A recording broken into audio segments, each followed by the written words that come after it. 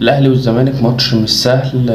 ناس كتيرة بتتكلم على فرق المستويات بين الاهلي وبين الزمالك، وان نادي الاهلي كفرقة مكتملة بعيدا عن الاداء الفني ممكن يكون شوية فوق وشوية تحت، بس كفرقة مكتملة غير الزمالك خالص. عنده ناقص كتير. يعني عنده برضو سوء انتقالات، لسه اللعيبة اللي جت في يناير ما دخلتش في الفرقة، مفيش غير محمود جهاد. فتيجي تبص على فرقة الزمالك فتلاقي نادي الزمالك انت ممكن تقابله بطريقتين، بس هل انت في فكرتك ككولر ان انت عايز تقابل الزمالك تضغط عليه وعايز تقسم من فرقة الزمالك اتنين زي ما بيحصل قدام كل الفرق، فتلاقي الزمالك اول ما يبتدي خطوطه تتباعد يبتدي الزمالك خطورته تقل جدا. وكمان ضيف عليهم غياب احمد السيد زيزو، برضو شد عضلي، ده كمان هيأثر. غياب ناصر ماهر، كل ده هيأثر. ففي حاجات لازم تحطها في الاعتبار. هل كولر داخل يقابل الزمالك مهاجم ولا هيقابلهم مدافع؟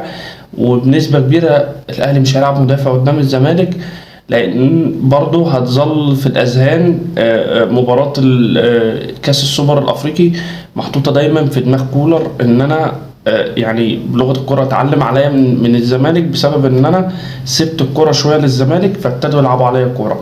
مع كمان حاجة تانية تحط في الاعتبار، ان بيسيرو ده تاني ماتش ليه، وكمان قدام النادي الاهلي قدام الفريق اللي هو كان بيدربه، ودي يمكن رجوعه لمصر كان سبب من اسباب ان هو درب النادي الاهلي والفترة اللي قضاها مع النادي الاهلي. ففي السريع ممكن تقول ان انا كنادي اهلي في ماتش زي ده عندي نقطة قوة ليا وضعف عند نادي الزمالك. لو انا ما قدرتش استغلها هعاني كتير قدام الزمالك. لو الوقت عدى والنادي الاهلي مع حرس جون واثنين وثلاثة قدام الزمالك هيعاني، بسبب انت عندك هنا خط الدفاع في نادي الزمالك الاربعة زيرو خروج بالكورة. مفيش واحد فيهم بيخرج بالكورة بطريقة تساعدك في بناء هجمة كويسة.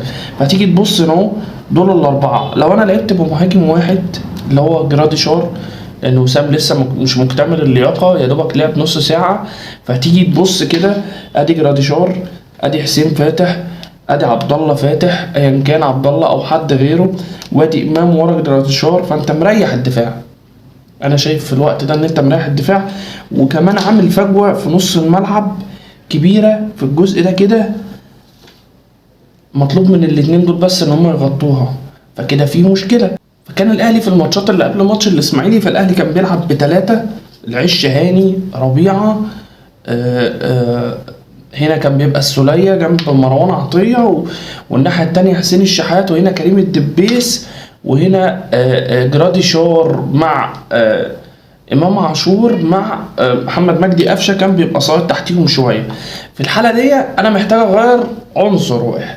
العنصر الواحد ده من وجهه نظري ان انا قفشه اللي هو عبء مع السولية برضو، هشيل قفشه خالص من التشكيل واحط بداله، هرجع لورا شويه امام واحط وسام جنب جراديشار. في ناس هتقول لك طب ما انا كده يعني هيبقى عندي مشكله في الحالات الدفاعيه ان انا ناقص لاعب موجود قدام متعلق قدام وما بيفيدنيش اي افاده. لا بالعكس يا باشا، انا لما العب باتنين هم دول الاربعه دول عندهم ازمه، وانت هتحط عليهم ثلاثه ملوك ازاي يوقعوك في الازمه.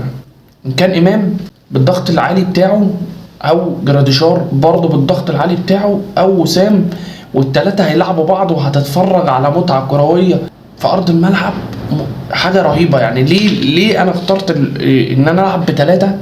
عشان خاطر وسام يقدر يطلع جراديشار يقدر يطلع إمام يقدر يطلع وسام، التلاتة يقدروا يلعبوا بعض. من وراهم حسين الشحات في الجناح اليمين وكريم الدبيس في الجناح الشمال. وطبعا بعد الأداء اللي أداه احمد رضا قدام الاسماعيلي، مع فرق الاختلاف في كواليتي الاسماعيلي من نادي الزمالك، فانا هختار احمد رضا جنب مروان عطيه، وهختار العش وربيعه وهاني.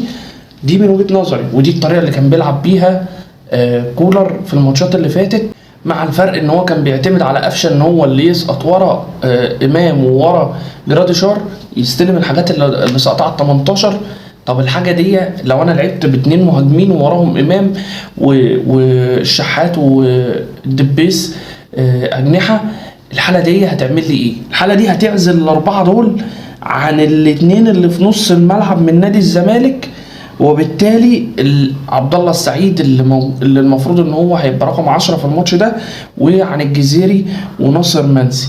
الحاله دي توفر لك حاجتين ثلاثه: اولا زي ما قلنا هتعزل، ثانيا هتمنع الكوره انها تخرج من الخط الخلفي، هتقطعها هتجيب بيها جون، ثالثا هتعمل عبء على عبد الله السعيد ان هو يبقى لوحده في نص الملعب ما بين مروان عطيه وما بين احمد رضا.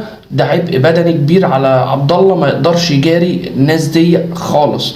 كمان حاجه تانية، هتوفر لك لاعب بدل ما انا كنت هلعب 4 ورا فيبقوا 2 مهاجمين ساقطين في وسط قلبين الدفاع كده، بدل ما انا كنت هلعب كده ويبقوا الاتنين مهاجمين مواجهين لقلبين الدفاع. لا يا باشا، في حاجه لما بلعب 3 فاصبح كده 2 ساقط ما بينهم ليبرو يقدر يلم حواليهم، ان كان ربيعه او ان كان هاني لما بيخش لجوه مع حسين الشحات يرجع، مع كريم الدبيس يرجع، يبقى انت قفلت الخط الدفاعي. طب انت في الحاله الهجوميه الاتنين دول بقوا معزولين عندك. ليه؟ لان مفيش كره هتوصل لهم. انت كنادي اهلي بضغطك قدام مفيش كره هتوصل لهم. انت مين في دول؟ انت بتأيد كولر في انهي طريقه؟ اتمنى اشوف رايك، تقول لي ايه رايك في التعليقات. ماتش زي ده مش عايزين نستهون بيه، باذن الله نشيل الزمالك كتير قوي، بس مهم جدا ان انت تمنع الكره في الخروج من خط الظهر اللي ما بيعرفش يخرج بالكره خالص. سلام.